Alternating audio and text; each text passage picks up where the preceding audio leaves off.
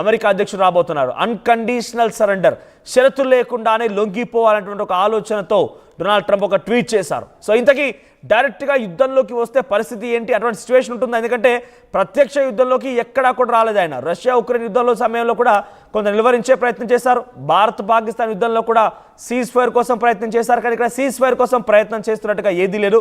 పైపెచ్చు unconditional surrender అలాంటి పదాలు వాడుతున్నారు. They will be much more than that అంటూ ఉన్నారు. సో ఎలా చూడాలి డొనాల్డ్ ట్రంప్ యొక్క వ్యాఖ్యల్ని? బేసిక్ గా కొంత అమెరికన్ ఒక ఆందోళన అయితే ఉంది. మన కారణం ఏంటంటే గల్ఫ్ దేశాలు లేదు ఇరాన్ గల్ఫ్ దేశాలని కలుపుకోగలుగుతుంది. ఇరాన్ కి మద్దతు మిగతా దేశాల నుంచి కొంతగా లభిస్తోంది.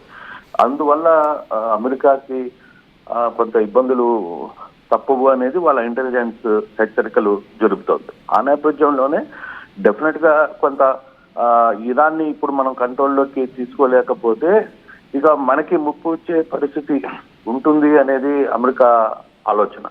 సో ఈ అమెరికా ఆలోచన చేస్తున్న నేపథ్యంలోనే అమెరికా అధ్యక్షుడు ట్రంప్ నిన్న హడావిడిగా ఇక్కడికి చేరుకునే ప్రయత్నం చేశారు.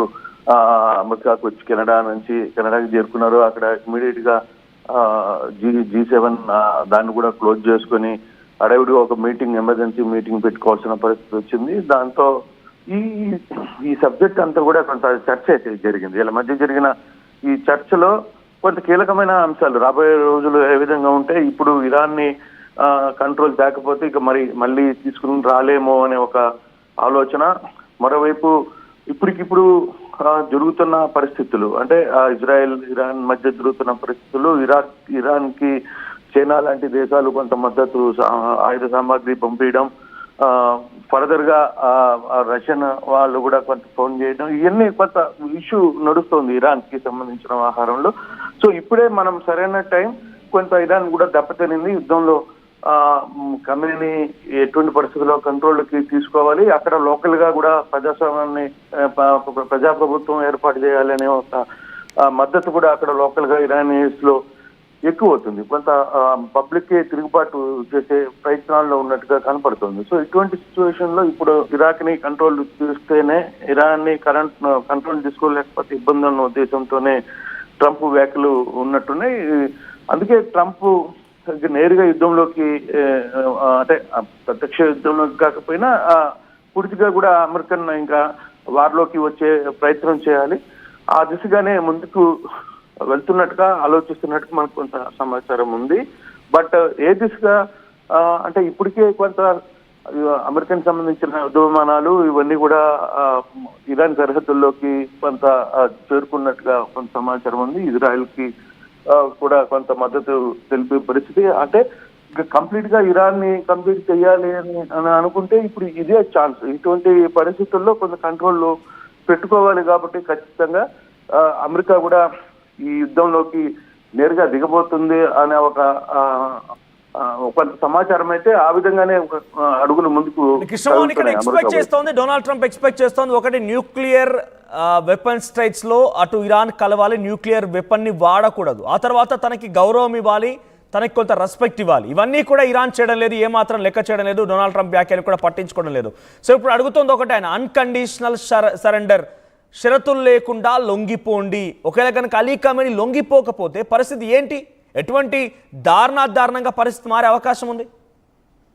అంటే అట్ ద సేమ్ టైం మనం ఓన్లీ అలీ ఖమేనీని సరెండర్ చేయడం లేదు, అలీ ఖమేనీ లొంగిపోవడం వరకు ఒక ఎత్తు, ఓకే. దాన్ని at the same time America కూడా భయపడేది ఏంటంటే అన్కండిషనల్ గా ఈరోజు అమెరికాకు సంబంధించిన వ్యవహారంలో లేకపోతే ఇక్కడ జరుగుతున్న ఈ రెండిట్లో అమెరికా కూడా కొంత ఇబ్బంది జరిగే పరిస్థితి లేదు. అమెరికాను కూడా వాళ్ళేమి మేము కూడా దాడులు చేస్తామని చెప్తున్నారు. అమెరికా మీద మేము కూడా దాడులు చేస్తాం, మేమేం సైలెంట్ గా కూర్చోమనేది. అంటే ఇక్కడ బేసిక్ గా ఒక ట్వీట్ కో లేకపోతే ట్రంప్ చెప్పాడనో అలీ ఖమేనీ తన 46 ఏళ్ల సామ్రాజ్యాన్ని పూర్తిగా కూడా ఒప్పచెప్పేసి పూర్తిగా అమెరికాకి సరెండర్ అయ్యే పరిస్థితి ఉండదు, అంత ఈజీగా జరగదు. అలీ ఖమేనీ కూడా తన ప్లాన్ ఆఫ్ యాక్షన్ తనకుంది, తను క్లియర్ గానే ఉన్నాడు. అతను ఈ లోపల సైలెంట్ గా కొన్ని గల్ఫ్ దేశాలు కావచ్చు, పక్కన ఉన్న పాకిస్తాన్ కావచ్చు, లేకపోతే కొన్ని దేశాల మద్దతు తీసుకున్నాడు. ఇప్పుడే చైనా నుంచి కూడా యుద్ధ విమానాలని 2 బోయింగ్స్ లో అక్కడ అవసరమైన తనకి ఉపయోగపడే సామగ్రిని తెప్పించుకోగలిగింది. సో ఇవన్నీ కూడా ఉన్నాయి. అంతేగాని ఉన్నాయి ట్రంప్ చెప్పాడనో లేకపోతే ఇంకోటి చెప్పాడనో అలీ ఖమేనీ లొంగిపోయే అంత వ్యక్తిత్వం గల వ్యక్తి కాదు. అతను చాలా కాలంగా దాన్ని డిక్టేటర్ గా ఉన్న వ్యక్తులు అంత ఈజీగా లొంగిపోతారా? అది అంత ఈజీ కాదు. బట్ ఆ ఒత్తిడి అయితే అలీ ఖమేనీ మీద తెస్తున్నారు. ఆ ఒత్తిడి ఎంతవరకు వర్కౌట్ అవుతుంది అనేది చూడగలగాలి. ఇప్పుడు అంటే వరుస ట్వీట్ ఒకటి కాదు 2 కాదు, there will be much more bigger than that అంటున్నారు. న్యూక్లియర్కి సంబంధించిన అంశంలో ఓవర్ అండ్ ఓవర్ అగైన్ ఇది ఇకపైన జరగకూడదు అనేటువంటి మాటను మాట్లాడుతున్నారు. డొనాల్డ్ ట్రంప్ను ఉద్దేశించి అటు అలీ ఖమేనీ ఉద్దేశించి మిమ్మల్ని చంపడం మా ఉద్దేశం కాదు, కానీ మా సివిలియన్స్ పైన దాడి చేయకండి, మా అమెరికన్ సోల్జర్స్ పైన దాడి చేయకండి, తప్పుడు భావనతో ఉండకండి, న్యూక్లియర్ని ప్రయోగించకండి. చాలా కండిషన్స్ ఉన్నాయి. ఇక్కడ G7 దేశాలన్నీ కూడా ఇప్పుడు ఇజ్రాయెల్ వైపుగానే ఉన్నాయి.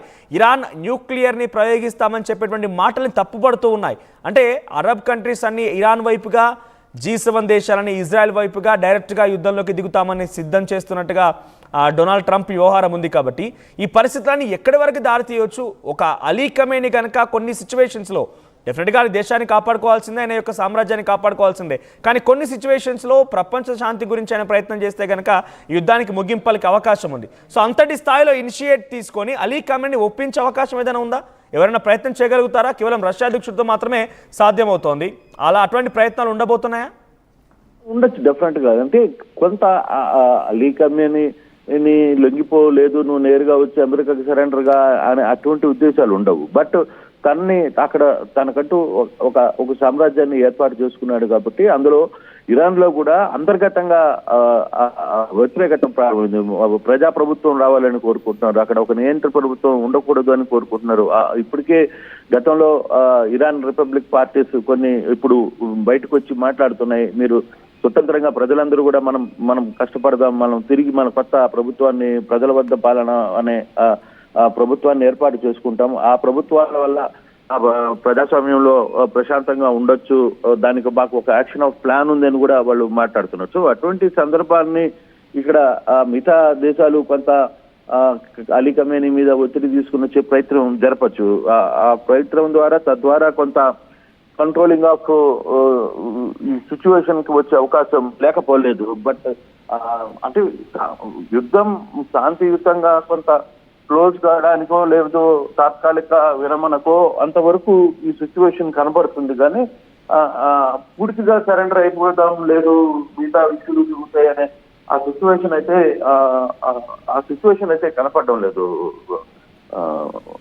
రైట్ కృష్ణమోహన్, మరోవైపుగా ఇటు అమెరికా అధ్యక్షుడు మరొక ట్వీట్ కూడా చేశారు. ఇప్పుడు ఏమంటున్నారంటే ఆయన డైరెక్ట్గా మేము అలీ ఖమేనీని టార్గెట్ చేయడం లేదు, అలీ ఖమేనీ ఎక్కడున్నారో మాకు చాలా క్లియర్గా తెలుసు, మా ఓపిక చాలా నశిస్తోంది, చాలా థిన్ లైన్లో ఉంది ఓపిక, మీరు కనుక ఇప్పటికీ మా సివిలియన్స్ పైన, అమెరికన్ సోల్జర్స్ పైన దాడి చేయడం కనుక ఆపకపోతే ఆ ఓపిక, ఆ చిన్న సన్నని లైన్ కూడా దాటే అవకాశం ఉందనేటువంటి ఒక ట్వీట్ని వార్నింగ్ రూపంలో ఇస్తున్నారు. ఇది కేవలం ఒక ఇరాన్కనే కాదు, అటు అరబ్ కంట్రీస్ ఏవైతే ఏకమైపోయి అమెరికాపై ఒత్తిడి తీసుకొచ్చి ఇజ్రాయెల్ని కాల్ప విరమణ కోసం ఒప్పించాలని ఒక ఆలోచనతో ఉన్నాయో వాటికి కూడా ఈ ట్వీట్ వర్తిస్తుందని చూడాలి. సో అమెరికా అధ్యక్షుడి యొక్క ట్వీట్ని ఎలా చూడాలంటే చాలా థిన్ లైన్లో ఉంది ఆవేశం, కోపం అనేది. అది దాటితే కట్టలు తెగే అవకాశం ఉన్నట్టుగానే మాట్లాడుకొస్తున్నారు. ఆయన సివిలియన్స్ పైన దాడి చేయొద్దు అంటున్నారు. కానీ ఇరాన్ మాత్రం ముప్పేట దాడి చేస్తోంది, ఇజ్రాయెల్ పైన దాడి చేస్తోంది, ఎంబసీ కార్యాలయాలపైన దాడి చేస్తోంది, పెద్ద ఎత్తున ప్రజల్ని భయభ్రాంతం గురి చేస్తోంది. ఇవన్నీ జరుగుతూనే ఉన్నాయి. సో ఇటువంటి వార్నింగ్స్ నేపథ్యంలో కొంత కంట్రోల్లోకి వచ్చే అవకాశం ఉందా? ఇది వార్నింగ్ అనుకోకుండా జస్ట్ అది సివిలియన్స్ పైన దాడి చేయొద్దని ఒక రిక్వెస్ట్గా కూడా తీసుకోవచ్చా ఇరాన్? అంటే ఇప్పుడు ఇక్కడ సిచ్యువేషన్ ఒకసారి ఒక వార్కి ఒక్కసారి నేను ట్వీట్ మీద చదువుతాను ఒకసారి. We know exactly where the so-called supreme leader is hiding. He is an easy target. ఏమంటున్నారు ఆయన? సుప్రీం లీడర్ అలీ ఖమేనీ ఎక్కడున్నారనేది మాకు తెలుసు. He is an easy target, but he is safe there. అక్కడ ఏమంటున్నారు? ఆయన చాలా ఈజీ టార్గెట్ మాకు, కానీ ఆయన అక్కడ చాలా సేఫ్గా ఉన్నారు. We are not going to take him out or kill. మేము ఆయన వెళ్ళి చంపడానికి కోసమో, ఆయన పైన దాడి చేయడం కోసమో, చంపడం కోసమో ప్రయత్నం కాదు. At least not going to at least not for now, ఇప్పుడైతే కాదు. So but we don't want missiles shot at civilians or American soldiers.